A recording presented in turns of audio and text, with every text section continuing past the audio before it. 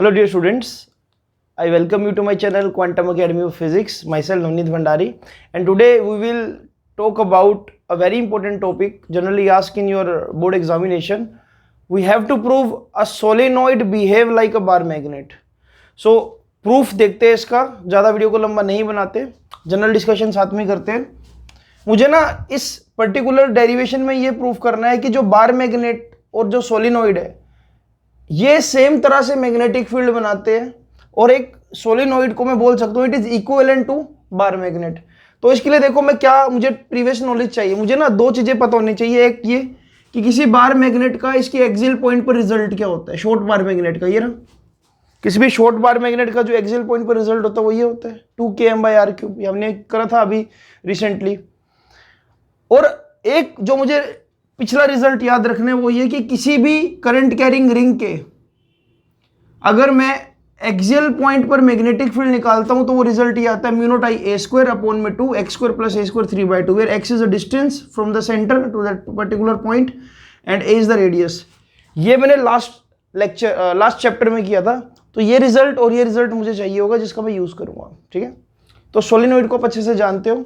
मैंने यहाँ पर क्या किया, एंड टर्न्स ले लिए टाइटली बाउंड, और इस बार मैंने जो सोलिनॉइड की लेंथ ली है बच्चों वो 2L ली है. राइट, मान लो कि जैसे कि हमारा डाइपोल लेते हैं हम, डाइपोल भी 2L होता है. ये एक डाइपोल का एग्जांपल है. तो मैं इस बार बोल रहा हूँ कि जो सोलिनॉइड की लेंथ है वो 2L है. यानी कि एक चीज यहां से जो क्लियर हो गई, जो स्मॉल n की वैल्यू वो क्या होती है, number of turns per unit length, तो क्या हो जाएगी n/2L.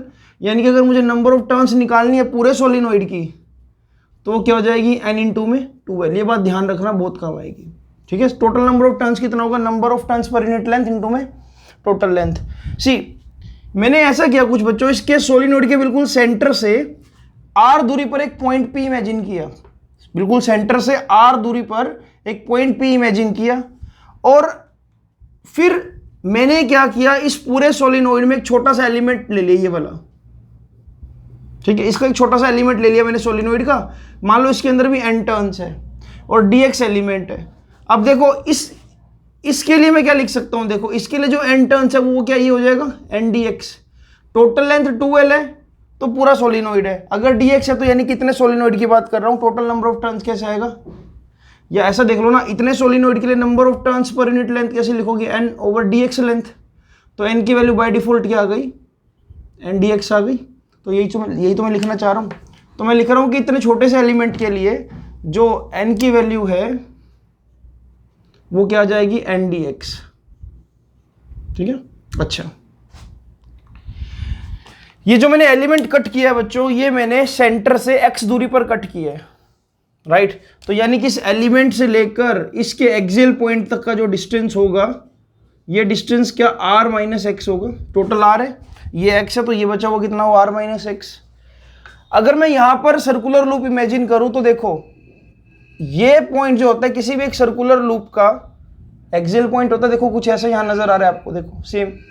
और इस पॉइंट पर इन n टर्न्स की वजह से जो मैं, अच्छा यहां पर अगर मैं बोला था ना कि अगर n टर्न्स होगी तो मैं क्या कर दूंगा, n से मल्टीप्लाई कर दूंगा.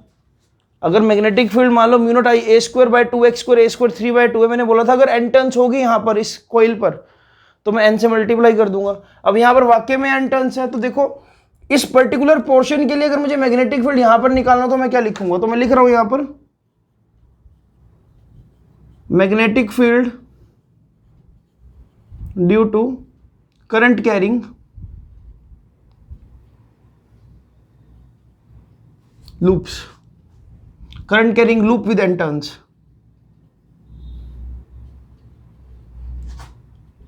क्या बनेगा, μ0I, अच्छा रेडियस हम इसकी भी a ले लेते हैं. मान लो ये जो सर्कुलर टर्न्स ले रखे हैं मैंने, इन सबकी रेडियस क्या है, a है. तो μ0I_a²/2. अब मैं यहां पर देखो सेंटर से लेकर यहां तक का डिस्टेंस x होता है, तो इसके सेंटर से लेकर अगर मैं यहां पर ये सेंटर लूं, सेंटर से लेकर यहां तक का डिस्टेंस क्या होगा, r - x. तो यहां पर क्या आएगा बच्चों, r - x का होल स्क्वायर, जैसे कि वहां पर x² है तो यहां पर आ जाएगा r - x का होल स्क्वायर प्लस a² और पावर क्या चलेगी 3/2. अब यहां पर ना n टर्न्स है, देखो तो n टर्न्स को मैं लिख रहा हूं यहां पर n से मल्टीप्लाई कर दो.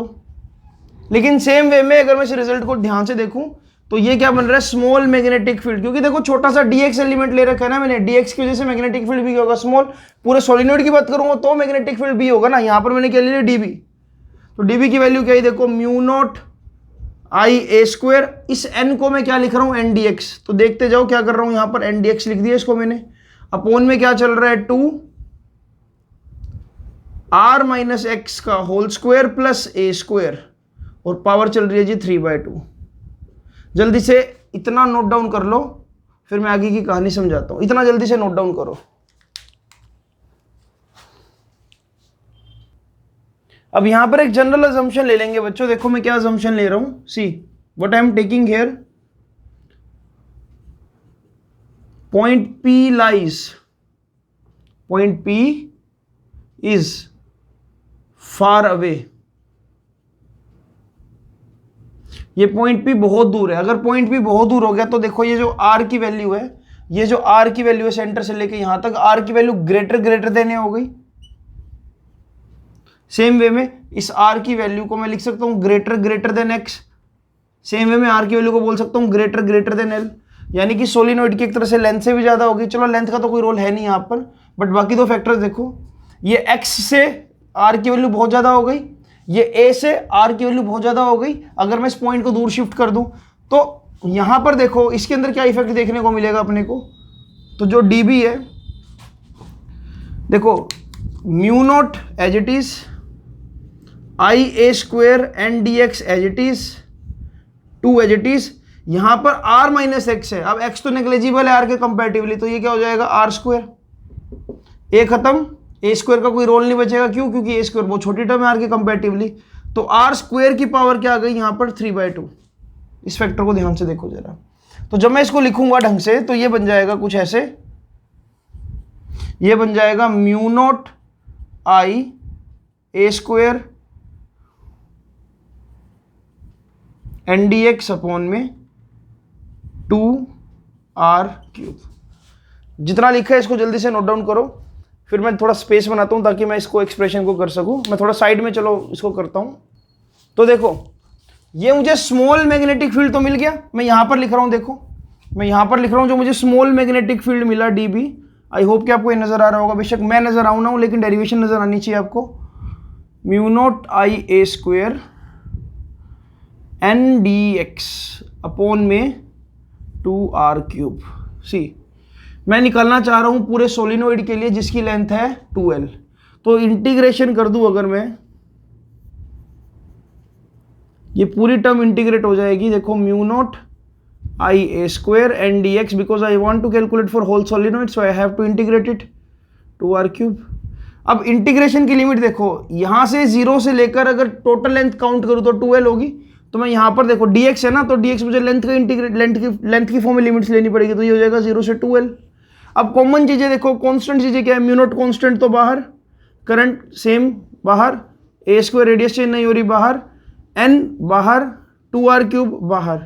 तो यहां पर क्या बचा, सिर्फ dx, बाकी सारी चीजें क्या फिक्स है 0 से 2l। जब मैं इंटीग्रेट करूंगा इसको तो आपको पता है क्या मिलेगा आपको, देखो mu naught I A square N 2r³ dx का जब इंटीग्रेशन करूंगा तो क्या आ जाएगा बच्चों, x 0 से 2l, और further upper limit minus lower limit करूंगा तो ये भी क्या बन जाएगा बच्चों, 2l बन जाएगा। See this is your magnetic field due to this solenoid. But इसको क्योंकि बार मैग्नेट जैसा दिखना चाहिए, कहीं अभी दिख नहीं रहा है, तो देखो इसमें क्या हम चेंजेस ला सकते हैं। सबसे पहले देखो, सबसे पहले ये n इंटू में 2l जो फैक्टर मिल रहा है आपको यहाँ पर, n इंटू में 2l, स्टार्टिंग में बताया था ये किसके इक्वल होगा, ये कैपिटल N के इक्वल होगा, राइट।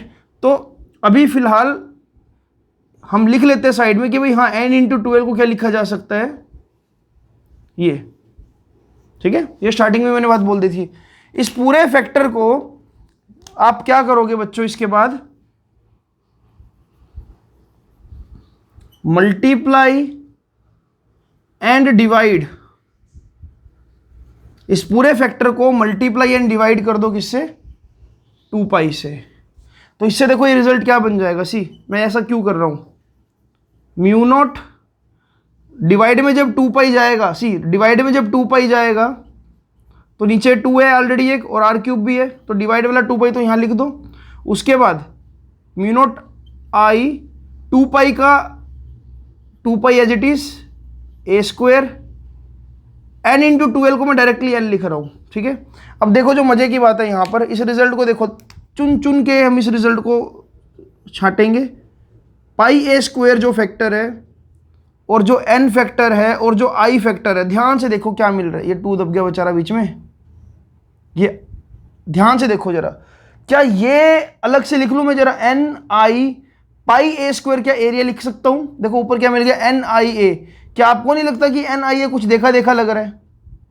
अच्छा अभी पता लग जाएगा। साथ में क्या मिल रहा है आपको, 2 और क्या मिल रहा है, म्यू नोट, है ना। देखो ऊपर वाली टर्म लिख दी मैंने, I as it is, N ये रहा, पाई ए स्क्वायर को क्या लिख दिया मैंने यहाँ पर, एरिया, ठीक है। नीचे क्या देखो, 2 पाई इंटू में 4, तो क्या बन गया ये 4 पाई, साथ में क्या आर क्यूब। मेरे बच्चों क्या मैं एन आई ए को मैग्नेटिक मूवमेंट बोल सकता हूँ, current into area with N turns. याद करो ये सारी चीजें बताई हुई है आपको।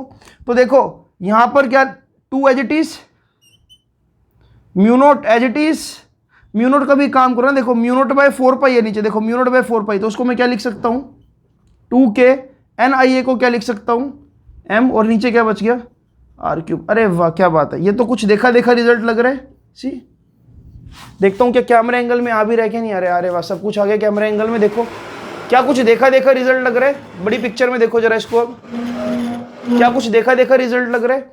मैंने जो सोलिनॉइड के एक्सियल पॉइंट पर रिजल्ट निकाला, मैंने जो सोलिनॉइड के एक्सियल पॉइंट पर रिजल्ट निकाला, पॉइंट को बहुत दूर मान के, वही रिजल्ट तो बार मैग्नेट का है, पॉइंट को बहुत दूर मान के। देखो जरा यहां पर क्या 2km/r³, तो यहां पर तो यही आ रहा है 2km/r³। इसका मतलब जो सोलिनॉइड का मैग्नेटिक फील्ड है एक्सियल पॉइंट पर, वही बार मैग्नेट का मैग्नेटिक फील्ड है एक्सियल पॉइंट पर। यह डेरिवेशन इस बात का प्रूफ है कि हाँ एक सोलेनोइड एक बार मैग्नेट की तरह बिहेव करता है।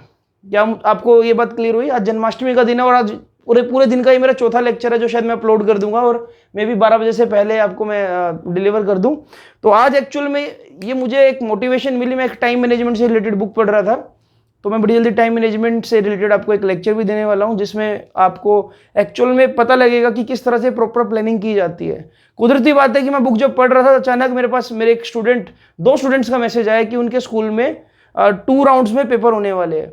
तो मुझे वहां पर अलार्म बज गया कि हाँ ठीक है, ये एक बहुत बड़ी किक है कि क्यों ना सिलेबस को वाइंड अप किया जाए जल्दी से, क्यों ना अपने आप को एक टारगेट दिया जाए। तो मैं कुछ आपसे स्ट्रेटेजीज डिस्कस करूंगा टाइम मैनेजमेंट को लेकर बहुत जल्द। अभी फिलहाल हमारा मेन फोकस होना चाहिए ये कि किस तरह से हमने प्रूफ किया कि सोलिनोइड एक बार मैग्नेट की तरह बिहेव करता है। इसको कम से कम 2 बार लिखकर देखना, अगर पेपर में क्वेश्चन आ गया तो जनरली ये ऐसा कंसेप्ट है जो बच्चा मिस कर देता है। ये इस टॉपिक को कई बच्चों को तो पता भी नहीं होता कि एनसीईआरटी में ये टॉपिक भी है, ऊपर से बहुत कुछ पढ़ जाता है, लेकिन ये टॉपिक कई बार स्किप कर जाते हैं बच्चे, तो इसलिए ये टॉपिक बहुत इंपॉर्टेंट बन जाता है। देखो मैंने वही एग्जैक्ट रिजल्ट प्रूफ कर दिया जो बार मैग्नेट का है, ठीक है। अब दोनों का अगर एक बार मैग्नेटिक फील्ड कंपेयर करें तो वो भी देखो सेम मिलेगा। मैं बना देता हूं, देखो एक बार इसको जरा। तो बच्चों अगर हम मैग्नेटिक फील्ड को भी कंपेयर करें तो मैग्नेटिक फील्ड भी ऑलमोस्ट सेम होता है बिल्कुल इनका। जैसे कि एक बार मैग्नेट के अलावा फील्ड लाइंस बना रहे हो नॉर्थ से साउथ की तरफ बाहर, और अंदर देखो इस तरह से फील्ड लाइन साउथ से नॉर्थ की तरफ ट्रेवल कर रही है। सेम वे में एक जो सोलिनोइड है वो भी एक डाइपोल की तरह बिहेव करता है, इसके पास भी 2 पोलैरिटी होती है। ये बात आपने लास्ट चैप्टर में अच्छे से सीखी भी थी, ठीक है। अंदर की तरफ कन्फाइंड मैग्नेटिक फील्ड होता है और बाहर की तरफ वीक होना स्टार्ट हो जाता है। सेम वे में यहाँ पर है, इसका भी जो मैग्नेटिक फील्ड है बाहर की तरफ क्या होता है, वीक होता है, ठीक है। तो मेन बात थी कि हाँ कैसे मैं प्रूफ कर सकता हूँ मैथमेटिकली, तो मैथमेटिकली आपने इसको प्रूफ कर दिया। और अब इस चैप्टर में सिर्फ एक ही टॉपिक रह गया, अर्थ मैग्नेटिज्म, जो 40 से 50 मिनट की एक वीडियो होगी, और कोशिश करूंगा कि वो भी मैं कल सुबह तक आपको प्रोवाइड कर दूं। और इसी के साथ मैं अपनी कमिटमेंट के अकॉर्डिंग फ्राइडे तक तो डेफिनेटली ये चैप्टर खत्म कर ही दूंगा, और हम फिर चलेंगे अगले चैप्टर की तरफ जो होगा EMI, राइट। सो इस लेक्चर के नोट्स अच्छे से बनाते रहो बच्चों। मेरी पूरी कोशिश रहती है कि मैं नोट्स भी आपको लेक्चर के साथ साथ प्रोवाइड करता रहूं, और थोड़ा सा कोऑपरेशन आपसे बस यही चाहिए कि प्लीज़ पिछला जो भी आपका सिलेबस हो चुका है उसको रिकॉल करते रहो। देखो मैं आपको बताता हूँ कि सबसे अच्छी बात क्या हुई है इस लॉकडाउन में। अगर आपको टीचर से बैकअप चाहिए तो आपको अब टीचर के टाइम की जरूरत नहीं है कि सर प्लीज़ मुझे बैकअप दे दो। आपको टीचर का यूट्यूब चैनल ओपन करना है, प्लेलिस्ट पूरी क्रिएट कर रखी है, और एक बात बता रहा हूँ मैं आपको, मैंने एक एक चैप्टर को 16-17 लेक्चर्स में डिवाइड कर रखा है। ऐसा नहीं कि 10 लेक्चर में पूरा चैप्टर खत्म कर दिया, 17 लेक्चर्स है, और हर एक लेक्चर 40 से 50 मिनट का है। मतलब आपको हर एक लेक्चर में पूरा डिटेलिंग में कंसेप्ट मिलेगा, और आप जो बच्चे लगातार करते आए हो आपको पता है कि कितना डिटेल में हमने सफ़र कैसे शुरू किया था, धीरे धीरे करके क्या कहाँ तक पहुँच चुके हैं अब। तो प्लेलिस्ट सारी अवेलेबल है, जो भी आपने पिछला रिकॉल करना हो रिकॉल कर सकते हो, और अगर कोई डाउट हो जाता तो देन यू कैन व्हाट्सएप भी, राइट। सो ठीक है बच्चों, मिलते हैं आपसे अगली वीडियो में, और कल तक मैं भी शायद लास्ट लेक्चर भी इस चैप्टर का आ जाए। Have a great day, happy Janmashtami and good night.